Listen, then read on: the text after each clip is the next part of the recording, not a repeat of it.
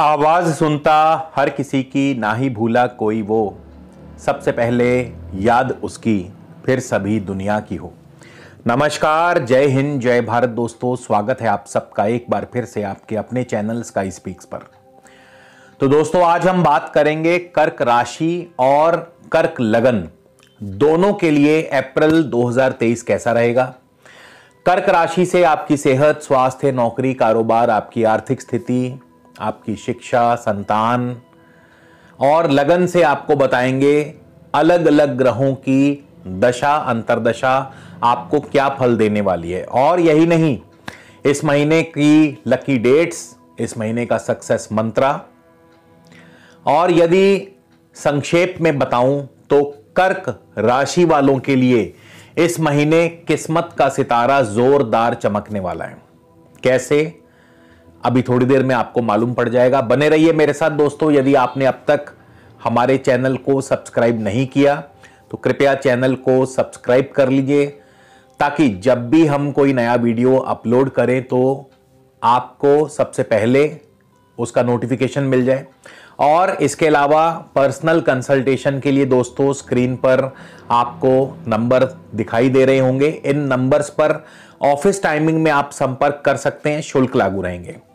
तो चलिए सबसे पहले जान ले ग्रहों की चाल। ग्रहों की चाल क्या कहती है। केतु आपके चौथे भाव में है, शनि आपके अष्टम भाव में है, यानी कर्क राशि वालों को शनि की ढैया भी चल रही है।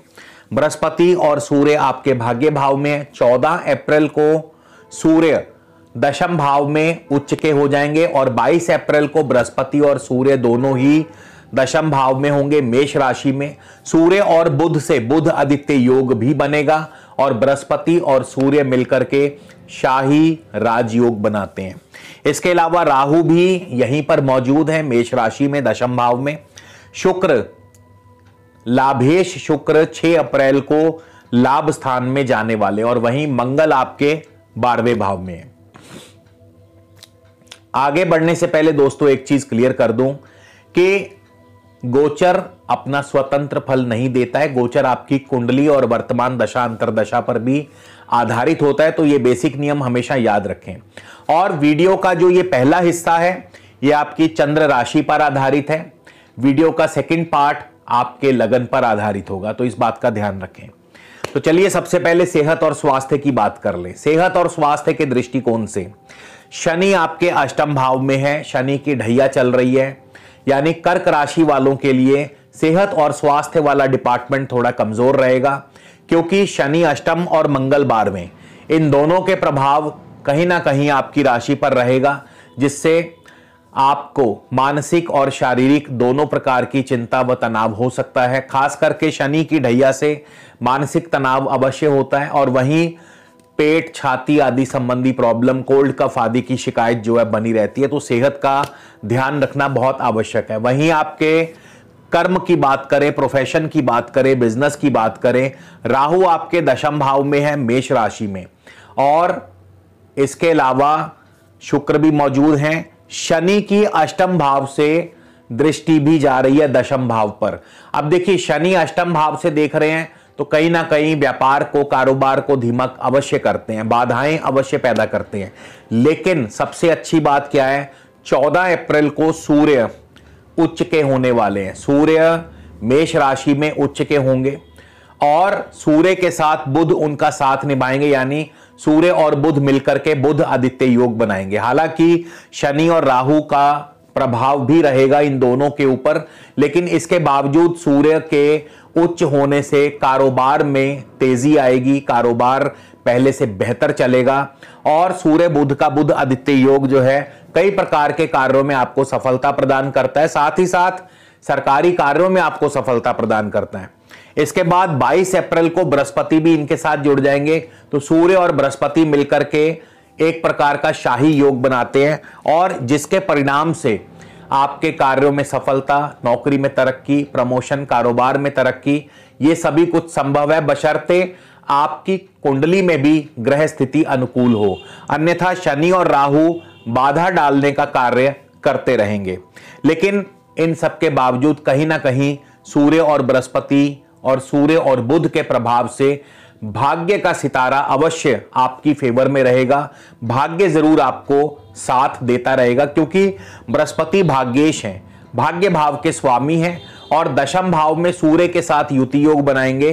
तो कहीं ना कहीं भाग्येश और धनेश, सूर्य धनेश है कर्क राशि वालों के लिए, तो भाग्येश और धनेश के प्रभाव से कहीं ना कहीं आपका जो भाग्य है वो प्रबल रहेगा, आपका साथ देता रहेगा। शिक्षा की बात करें, गुरु और शनि का मिश्रित प्रभाव है पंचम भाव पर। पंचम भाव बुद्धि का, विद्या का स्थान माना गया है, संतान का स्थान माना गया है।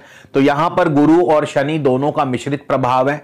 गुरु की दृष्टि रहेगी भाग्य भाव से और शनि की भी दृष्टि अष्टम भाव से है, तो मिश्रित फल पर मिलता रहेगा। यानी संतान के तरफ से कोई ना कोई यदि दिक्कत या परेशानी भी होगी तो बृहस्पति उसे स्वतः ही दूर कर देंगे। बृहस्पति के प्रभाव से वो दिक्कत और परेशानी दूर होती जाएगी। इसी तरह आपकी लव लाइफ में भी मिला जुला प्रभाव, मिश्रित प्रभाव देखने को मिलेगा। तो ये महीना विद्यार्थियों के लिए पढ़ाई में मिश्रित रहेगा, यानी ना बहुत ज्यादा अच्छा ना बहुत ज्यादा बुरा रहेगा। इसके अलावा आपके पारिवारिक जीवन की बात करें, परिवार की बात करें, कुटुंब की बात करें, तो मंगल की उच्च दृष्टि है आपके सप्तम भाव पर। घर में अवश्य ही कोई ना कोई मांगलिक कार्य संपन्न होंगे और साथ ही साथ दाम्पत्य जीवन भी आपका ठीक ठाक रहेगा। दाम्पत्य जीवन में थोड़ी बहुत नोकझोंक अवश्य हो सकती है, क्योंकि मंगल थोड़े से एग्रेसिव नेचर के हैं। और इसके अलावा प्रेम संबंधों की बात करें तो गुरु और शनि के पंचम भाव पर जो प्रभाव है उससे आपको मिश्रित फल, जैसा मैं पहले भी बता चुका हूं, मिली जुली प्रतिक्रिया देखने को मिलेगी। भाग्य की बात करें तो भाग्य इस महीने जोरदार आपका साथ देगा, क्योंकि इस महीने के पूर्वार्ध में बृहस्पति और सूर्य नवम भाव में होंगे, भाग्य भाव में होंगे। वहां भी बृहस्पति और सूर्य का युति योग अत्यंत शुभ माना गया है। और 14 अप्रैल या 22 अप्रैल के बाद बृहस्पति और सूर्य का दशम भाव में युति योग बनेगा, तो वहां दशम भाव में भी बृहस्पति और सूर्य बहुत ही ज्यादा शुभ फल प्रदान करने वाले हैं। तो भाग्य इस महीने पूरी तरह से आपके साथ रहेगा, पूरी तरह से आपकी फेवर करेगा। बस शनि की ढैया जो है वो थोड़ी बहुत चिंता और परेशानी अवश्य देती है। तो उसके लिए अब इस वीडियो के अंतिम भाग में आपको बताऊंगा कि क्या और कौन से उपाय आपको शुभ फल दे सकते हैं। तो वीडियो के अगले पार्ट में मेरे साथ बने रहिए, जिसमें हम कर्क लगन के ऊपर बात करने वाले हैं। तो चलिए दोस्तों, बात करते हैं कर्क लगन की। अब कर्क लगन की बात होगी तो दशा अंतरदशा की भी अवश्य बात होगी।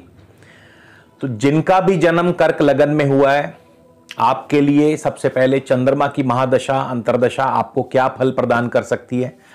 चंद्रमा आपके लग्नेश है, लगन भाव के स्वामी हैं। अगर चंद्रमा आपकी कुंडली में शुभ स्थान में बैठे हैं, अपनी राशि में बैठे हैं या उच्च राशि में बैठे हैं, लाभ स्थान में, तो निश्चित तौर पर चंद्रमा आपको शुभ फल देंगे। मान सम्मान बढ़ेगा, रुतबा बढ़ेगा, यश कीर्ति आपकी फैलेगी, आपके अधिकारों की वृद्धि होगी, आपकी नौकरी, आपके कारोबार में आपकी तरक्की होगी, प्रत्येक कार्य में आपको सफलता मिलती चलेगी जाएगी। लेकिन इसके विपरीत अगर चंद्रमा आपकी कुंडली में शुभ नहीं है, अशुभ स्थान में या अपने शत्रु ग्रहों से पीड़ित हैं, शनि से, राहु से, केतु से अगर पीड़ित हैं, तो फिर ऐसे में चंद्रमा चाह करके भी अपनी दशा अंतरदशा में आपको शुभ फल नहीं दे पाएंगे। ऐसे में चंद्रमा मानसिक चिंता, तनाव पैदा करते हैं और शारीरिक कष्ट भी देते हैं।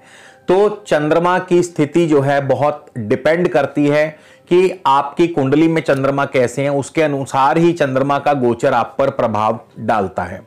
इसके बाद हम केतु की बात कर लें। केतु आपके चौथे भाव में, तो कर्क लगन में जिनको भी इस समय केतु की दशा अंतरदशा चल रही है, केतु आपको कैसा फल देने वाले हैं। केतु शुक्र की राशि में है और शुक्र चौथे और 11वें भाव के स्वामी हैं। तो ऐसे में केतु बहुत ही ज्यादा शुभ फल प्रदान करेंगे। जमीन जायदाद संबंधी कार्यों से आपको लाभ होगा। नई भूमि, नए भवन सुख की प्राप्ति, नई जमीन जायदाद खरीदने का अवसर, नया वाहन खरीद सकते हैं, नए वाहन खरीदने का अवसर आपके लिए बन सकता है और हर कार्य में आपको सफलता दिलाते हैं। इसके अलावा यदि आप विद्यार्थी हैं तो पढ़ाई में आपका प्रदर्शन बहुत बेहतरीन रहता है, मित्रों का, भाई बंधुओं का सुख सहयोग आपके साथ बना रहता है।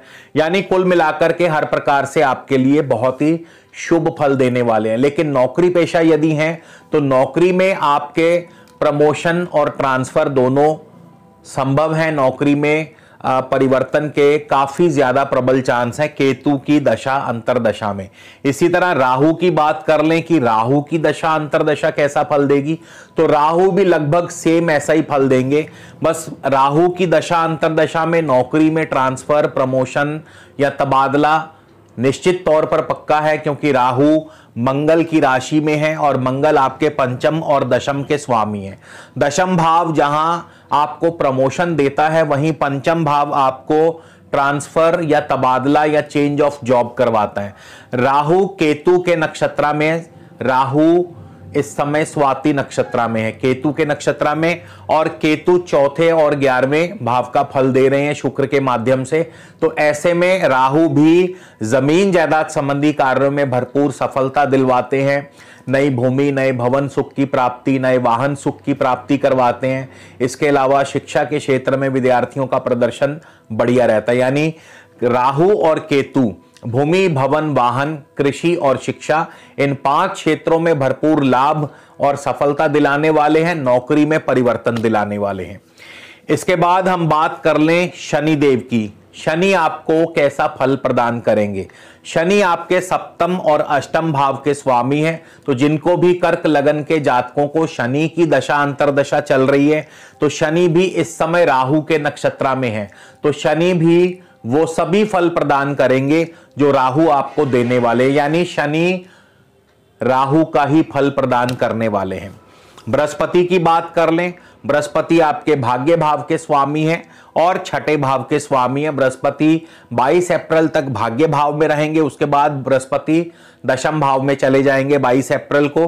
तो बृहस्पति इस महीने के आरंभ में अपनी दशा अंतरदशा में, बृहस्पति क्योंकि रेवती नक्षत्र में है, तो बृहस्पति की दशा अंतरदशा में भागा दौड़ी चलती रहेगी। छोटी मोटी या दूर की यात्राएं हो सकती हैं।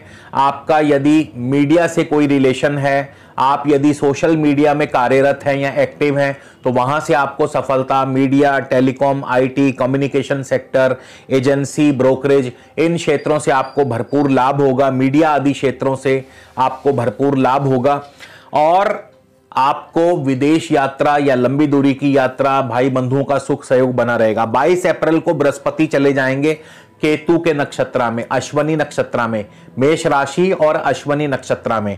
तो बृहस्पति भी वो सभी फल प्रदान करेंगे जो केतु के अंतर्गत मैंने आपको बताए। यानी बृहस्पति भी आपको जमीन जायदाद संबंधी कार्यों से भरपूर लाभ दिलवाने वाले हैं। नए भवन सुख की नई जायदाद, नया घर मिल सकता है, नई प्रॉपर्टी बन सकती है, नया वाहन आप खरीद सकते हैं और मित्रों का, भाई बंधुओं का भी सुख सहयोग बना रहेगा और आमदनी के स्रोत में भी बहुत ज्यादा वृद्धि करते हैं, यानी आमदनी भी आपकी बढ़ती रहेगी। इसी तरह सूर्य की बात करें, सूर्य आपको कैसा फल देंगे, यानी कर्क लगन में जिनको भी धनेश सूर्य की दशा अंतरदशा चल रही है, धनेश सूर्य भाग्य भाव में है और 14 अप्रैल को सूर्य उच्च के हो जाएंगे। इस दौरान सूर्य 1 अप्रैल को रेवती नक्षत्र में होंगे, यानी बुध के नक्षत्र में, और बुध के नक्षत्र में वही सब फल, यानी media, IT, telecom, communication, information technology, agency, brokerage, इन क्षेत्रों से भरपूर लाभ, भरपूर सफलता, यात्रा आदि के योग बनते रहेंगे। लंबी दूरी की या छोटी दूरी की यात्राएं होती रहेंगी। 14 अप्रैल को सूर्य चले जाएंगे अश्वनी नक्षत्र में, केतु के नक्षत्र में। तो केतु के नक्षत्र में केतु का फल प्रदान करेंगे, यानी भूमि, भवन, वाहन, कृषि और शिक्षा, इन 5 क्षेत्रों में आपको भरपूर लाभ, सफलता दिलवाते हैं। जमीन जायदाद से लाभ, नई जमीन, नई प्रॉपर्टी के योग, नए वाहन के योग बन सकते हैं। और इसके अलावा क्योंकि केतु राहु के नक्षत्र में, तो सूर्य की दशा अंतरदशा में भी चेंज इन जॉब या नौकरी में तबादला, प्रमोशन के चांसेस बनते हैं। 28 अप्रैल को सूर्य चले जाएंगे भरणी नक्षत्र में, जो कि शुक्र का नक्षत्र है, और शुक्र आपके चौथे और 11वें भाव के स्वामी लाभेश शुक्र लाभ स्थान में ही बैठे हैं। तो यहां पे शुक्र आपको बहुत ज्यादा धन लाभ करवाने वाले हैं, बहुत ज्यादा फायदा पहुंचाने वाले हैं जिसकी आपने कल्पना भी नहीं की होगी। ये फायदा आपको किसी जमीनी कार्य, किसी जमीनी सौदे से हो सकता है, ये फायदा किसी वाहन से आपको हो सकता है, किसी वाहन के सौदे से हो सकता है, ये फायदा आपको कृषि कार्यों से हो सकता है, यानी किसी भी प्रकार से आपको ये फायदा हो सकता है जो कि आपके लिए बहुत अच्छा फल, अच्छा रिजल्ट देने वाला है। इसी तरह बुध की बात कर लें, बुध की दशा अंतरदशा कैसा फल देगी, तो बुध भी 1 अप्रैल को अश्विनी नक्षत्र में है, केतु के नक्षत्र में, और 8 अप्रैल को बुध चले जाएंगे अपने परम मित्र शुक्र के नक्षत्र में, भरणी नक्षत्र में। तो बुध भी क्योंकि केतु और शुक्र के नक्षत्र में रहेंगे पूरा महीना, तो वही सब फल जो ऑलरेडी मैं बता चुका हूं, बार बार रिपीट करने की जरूरत नहीं है। बुध भी आपको भूमि, भवन, वाहन, कृषि और शिक्षा इन क्षेत्रों से लाभ करवाने वाले हैं। जमीन जायदाद से लाभ होगा, प्रॉपर्टी के योग बनेंगे, व्हीकल यानी नए वाहन के योग बन सकते हैं, और इसके अलावा आपको कई मार्गों से धन लाभ भी होगा, यानी मल्टीपल क्षेत्रों से आपको धन लाभ होगा। अब हम बात करते हैं शुक्र की। शुक्र की दशा अंतरदशा आपको कैसा फल प्रदान करने वाली है। शुक्र आपके चौथे और 11वें भाव के स्वामी हैं, और शुक्र 3 अप्रैल को कृतिका नक्षत्र यानी सूर्य के नक्षत्र में प्रवेश करने वाले हैं। सोचिए, लाभेश शुक्र धनेश सूर्य के नक्षत्र में प्रवेश करेगा, यानी लाभेश जब भी किस धनेश के नक्षत्र में जाए या धनेश जब भी लाभेश के नक्षत्र में जाए तो अकल्पनीय, जिसकी कल्पना नहीं की जा सकती, इतना धन लाभ करवा सकता है। यानी आपको बहुत अधिक मात्रा में धन लाभ के योग बन सकते हैं, व्यापार अच्छा चलेगा, नौकरी में इंक्रीमेंट हो सकती है, कारोबार में तरक्की हो सकती है, जिस भी कार्य में आप हाथ डालेंगे उस कार्य में आपको लाभ ही लाभ, यानी मिट्टी में भी हाथ डालेंगे तो वहां भी सोना पैदा होगा। 14 अप्रैल को शुक्र रोहिणी यानी चंद्रमा के नक्षत्र में होंगे। मान सम्मान पद प्रतिष्ठा बढ़ाते हैं, आपको हर प्रकार से आपके कार्यों की प्रशंसा होगी, सराहना होगी। इसके बाद 26 अप्रैल को शुक्र चले जाएंगे मंगल के नक्षत्र में। अब मंगल पंचम और दशम के स्वामी है। पंचम चेंज लाता है, दशम प्रमोशन देता है, यानी नौकरी में प्रमोशन या नौकरी में चेंज के चांसेस 26 अप्रैल के बाद बन सकते हैं। जिनको भी नौकरी में दिक्कतें चल रही हैं उनके लिए ये एक तरह से अच्छा रहेगा। इसके बाद मंगल की बात कर ले, मंगल की दशा अंतरदशा आपको कैसा फल देने वाली है। मंगल पंचम और दशम के स्वामी हैं। मंगल 1 अप्रैल को आर्द्रा राहु के नक्षत्र में होंगे, तो राहु जैसा फल प्रदान करेंगे जो ऑलरेडी राहु के अंतर्गत मैं बता चुका हूं, यानी मंगल स्वयं पंचम और दशम के स्वामी है। राहु के नक्षत्र में, राहु दशम भाव में, राहु मंगल की राशि में, यानी पंचम और दशम मिलकर के नौकरी में तबादला, प्रमोशन, नौकरी में चेंज, परिवर्तन ले आते हैं।